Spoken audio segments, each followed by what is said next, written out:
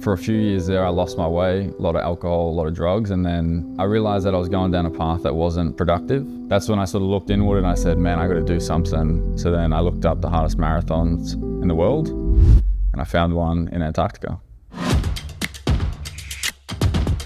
My name's Alex Cleary. I'm from Mount Isa, Queensland, and I'm 26 years old. I work as an electrician in an underground mine in Africa. Day in life in Africa looks like waking up around 3, 4 in the morning, then 12 hours of work, finish work, back to camp, then I run around a 1 kilometer loop and then go to sleep, do it all again tomorrow. I just started in Africa and one of my good mates, he lost about 40 kilos running, and I realized that I was doing all the things that I should be doing. So then that's when I sort of looked inward and I said, man, I got to do something about what I'm doing because it's not really good enough. So then I looked up the hardest marathons in the world and I found one in Antarctica.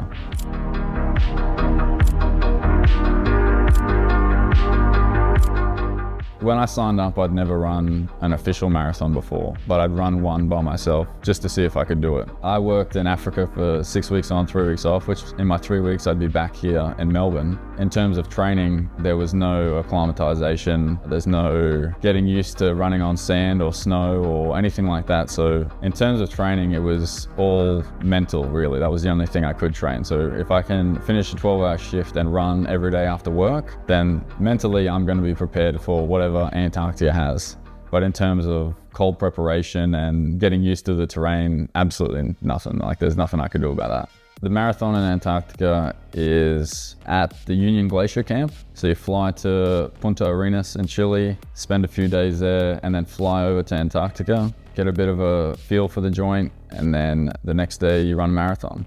4 10.25 kilometer loops around an airfield, and on the opposite side is a bunch of crevasses, so you have to stay on the path. Coming into Antarctica, there's a lot of excitement, but at the end of the day, there was a little bit of anxiety of wanting to do well and wanting to show everybody that I haven't just been here taking a free ride for the last 6 months or whatever training. I've been putting in a lot of effort, and yeah, there was a lot of nerves there, but once the race starts, it's blinkers are on, just get it done.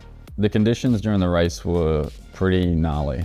The day before we went for a shakeout run just to get a bit of a feel of the idea of what we were going to be walking into the next day. And the conditions the day before were pristine. No wind, bluebird day, perfect. So everyone thought, oh, this is going to be sweet. But then we got a weather warning that afternoon for the race preparation that it was going to be absolutely nothing like the first day. So I think we had -25 with the wind chill. The next day, the wind was absolutely gnarly. I'd never run in wind like that, that's for sure. I dressed as little kit as possible because I knew that it was going to waste a lot of time taking kit on and off and being unprepared. But that meant for the first bit of it, probably the hour beforehand, I was freezing. But once you get going, it wasn't as bad as I thought it would be while you're running with the wind. As soon as you ran against the wind or even diagonal with the wind, oh my God, it was terrible.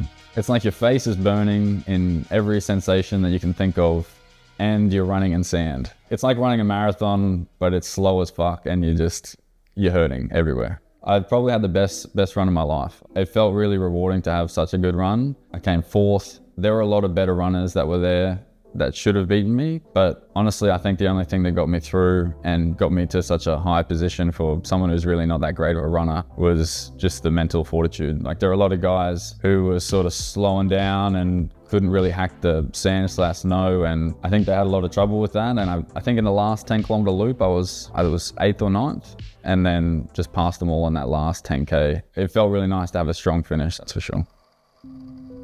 When I was 19, I lost my sister to suicide, and that had a pretty profound effect on me, and for a lot of years I thought there was absolutely nothing I could do about it. So when I realized that I was doing such low output, I thought, well, if I'm going to do something extraordinary, then I should be raising money for something that obviously I care a lot about. So we raised money for the Black Dog Institute. We ended up getting $28,000 all up throughout the various challenges that we did along the way. So yeah, that meant a lot to me.